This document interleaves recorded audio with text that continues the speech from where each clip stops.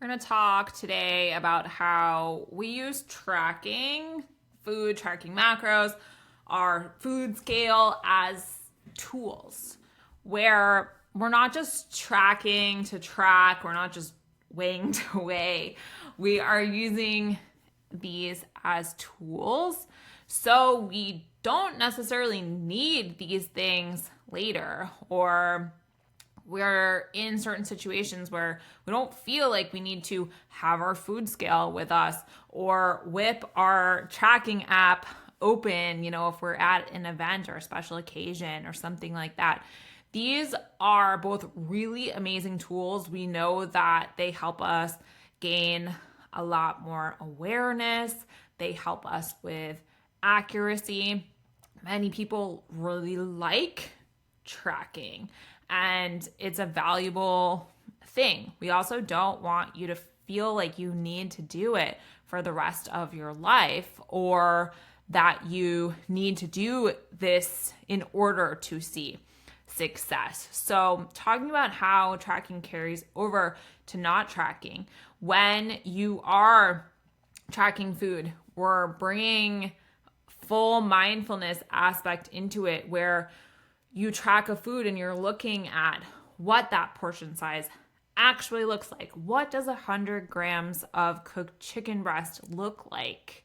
What does it look like on a plate or in a bowl or on a salad? How many grams of protein are in that?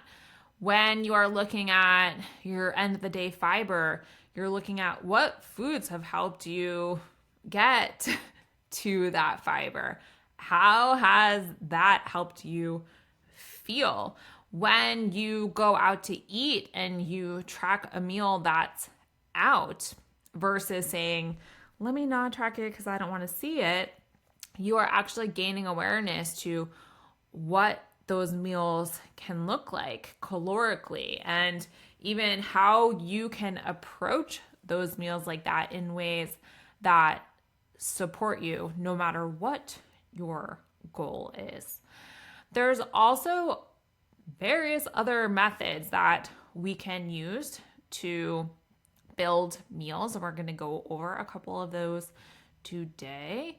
And noting that, yes, like tracking, there are times when tracking more closely may be necessary. Let's say if someone's goal is fat loss and they're not seeing that happen, then tracking food in this situation, although it's not the only way to lose fat, this is a circumstance where, hey, this may be necessary just to see, or at least necessary for a period of time, to kind of see where your intake is at.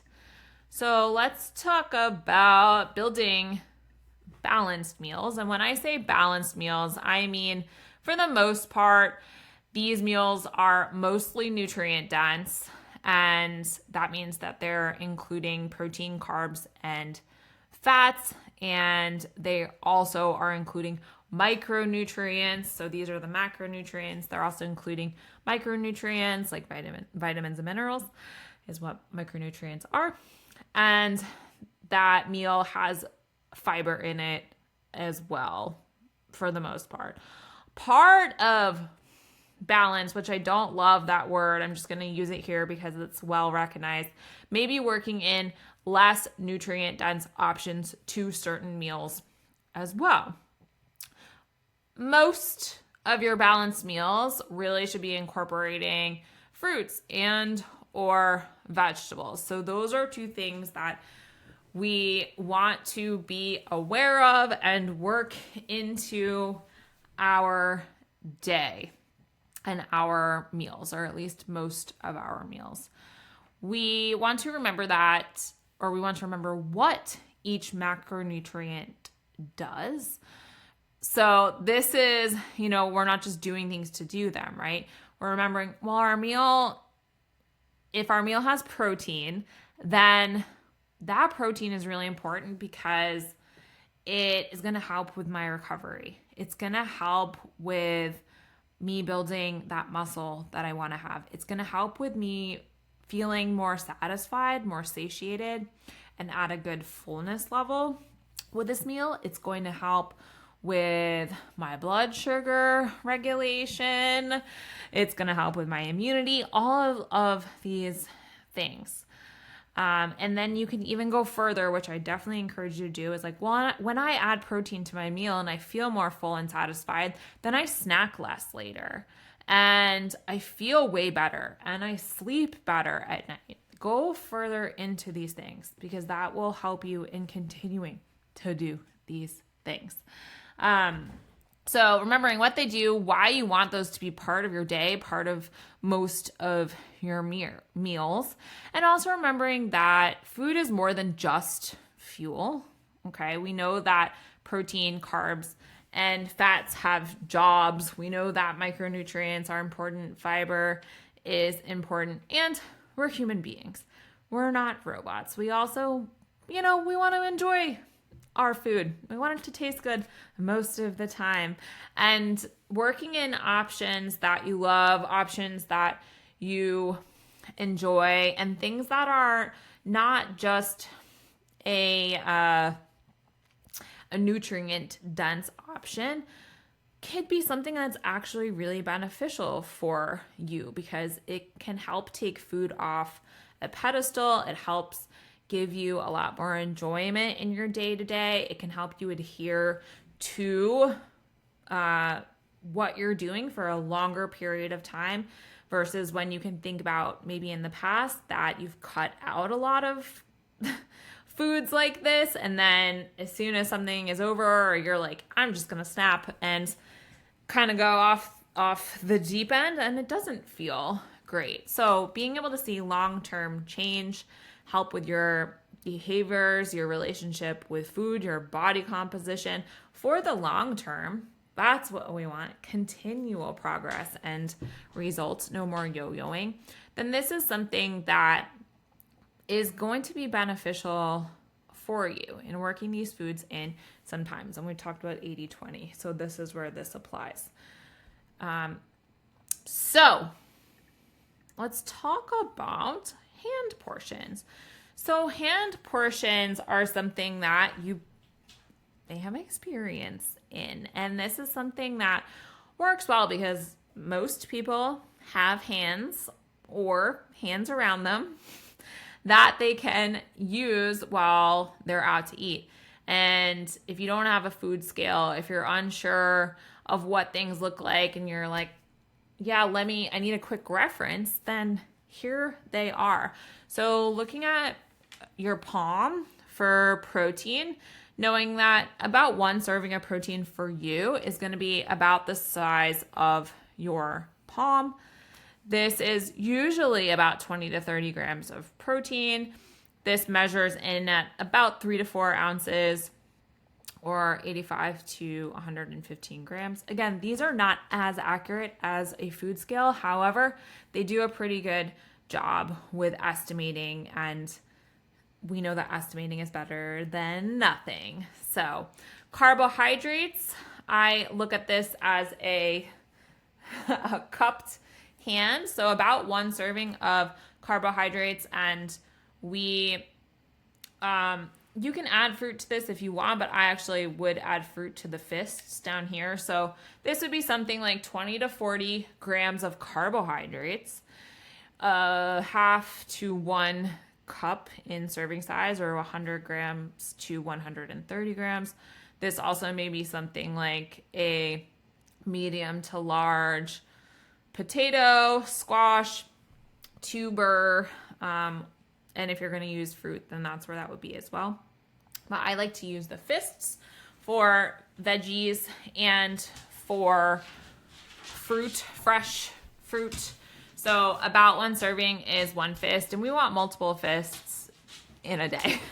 So I always like to say, have as many servings of non-starchy vegetables as you want to in a day. We definitely want, I give people guidance of getting at least 2 fist-sized servings of vegetables and fruit in per day. And fats using the thumb. So thumb size this, not all the way down here, is about 1 serving is a thumb. So it's about 8 to 12 grams of fat, or about 1 tablespoon, or 12 to 16 grams. So this is great for things like nuts or peanut butter or olive oil, things like that. The carbohydrates, these are great for things like rice or potatoes, lentils, quinoa. Bread and stuff can be challenged in here, but you can get a good guide with that. Another way to use meal building is with the plate building method. So looking at a plate where 25% of your plate is, the yellow, 25% of your plate is a lean protein source, 25% of your plate is carbohydrates, and then 50% of your plate is vegetables and or fruit. And then you would add a thumb or 1 to 2 thumb size portions for healthy fats. And that's going to be a well balanced meal on a plate. And yes, we can get technical with it, and these foods could be on separate things, but just, critically thinking and being mindful here. So let's go through some examples. So this is an example where here's some chicken, some rice, some grilled vegetables, guacamole. The chicken is taking up a quarter of the plate. It's about 1 chicken breast. So it's about 30 grams of protein there. We have the rice taking up a quarter of the plate there. And that's probably going to be about 30, 40 grams of carbs right there, of carbohydrates, not of weight. And then we have a half of the plate with some awesome grilled vegetables. And then 1 to 2 thumbs of avocado or guacamole in there for the fats. We can look at this a little bit differently, like with a sandwich. So having about half of the plate with some berries where you're getting great micronutrients, great fiber in those. On this sandwich, you have, let's call these 2 pieces of bread, or like thin multigrain slices of bread. So about 25% of the plate here. There's veggies on this sandwich.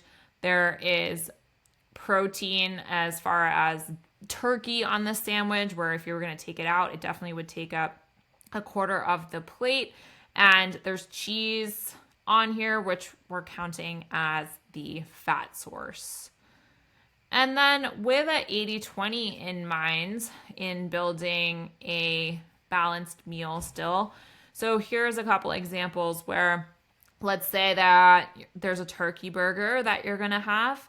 On this, we're choosing to have a small side of fries. So these are taking up 25% of the plate. And when we lean into mindfulness, maybe not all of these get eaten.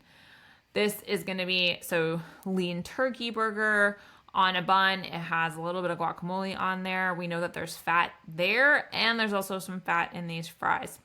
So this may be a little bit of a higher fat meal. Good chunk of protein with the turkey burger. We added cucumbers, and then the veggies on that burger would help to make up half of that plate. This is a meal that is, we have a mix of eggs and egg white omelet. There are vegetables in there, a little bit of reduced fat cheese. So you're getting a little bit of fats in there. You're getting protein from the egg whites and the egg. There's a little bit of fats with the egg yolks. Vegetables on there, a bunch of them. They would have taken up about half of that plate. Adding a bowl of oatmeal to the side, where that would take up about a quarter of the plate. And then that has some chocolate chips on there. So that 20% in this meal is some of the chocolate chips in that oatmeal. So you have healthy carbs, the fiber, and then a little bit of carbs, a little bit of fat with those chocolate chips. And then here's another choice that, again, like isn't all on one plate, where this meal is a big salad. It has grilled chicken breast on it. So you're getting a whole bunch of vegetables. You're getting protein with the chicken breast. There's a little bit of dressing on there, so that's where the fat is coming from. And then there's 2 cookies on the side. So no carbohydrates in the salad besides the vegetables, the carbohydrates, and also there's going to be fats in these cookies as well. So carbohydrates and fats in the 2 cookies on the side here. So practicing where you can use tracking and also these other ways of building balanced meals when you're out or when you are making food at home. They're really great guidelines on helping you to build a meal that is very, very supportive for you. And as always, as you are tracking and weighing, I should say, you're gaining awareness so that you can better estimate without needing to be attached to your phone or your scale. I will do a quick add-on here as well that you can also use tracking and these strategies together. So if you want to build your skills with both of them, or maybe you're out to eat and you don't have your food scale, where I don't want you to bring your food scale out and about everywhere for yourself, then you can look at these strategies, use hand portion sizes to help gauge sizing in proteins, carbohydrates, fats, etc. And this is something that you may actually use to estimate tracking as well. But these are a lot of tools in your tool belt, and you have the option to use any of them or combinations of any of them in what's supportive for you.